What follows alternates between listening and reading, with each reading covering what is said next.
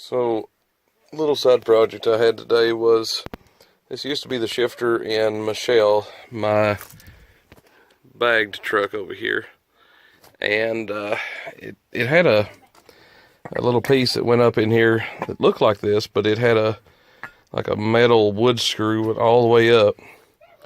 And in that, over the course of shifting, for whatever reason, it just started wiggling and getting loose. I tried gluing it, tried adding little pieces of wood around it to build it back up, and it just did not work. So what I did was, it hit me, I had an extra shift knob with this on it, and so what I did was I drilled this out to, this was a super tight fit. Like, you can see where it split on both sides, but I'll probably end up drilling and tapping a hole through this way.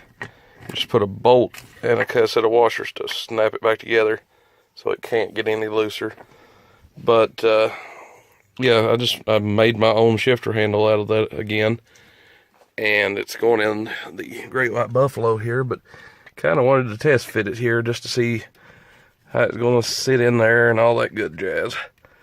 And that's pretty much where it sits at. All I got to do is just tighten up the little.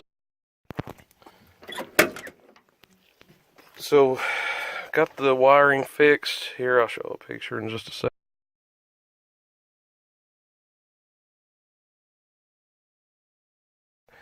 I got it re-ran.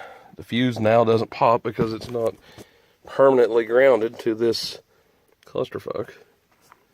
And I got the dome light working, the cargo light works. And now, whenever I put my keys in the switch, the chime actually works the way it's supposed to. So I would say it's a win for amateur electricians.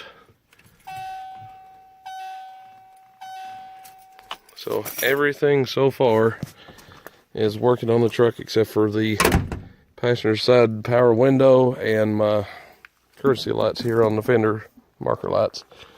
But everything finally works the way it should.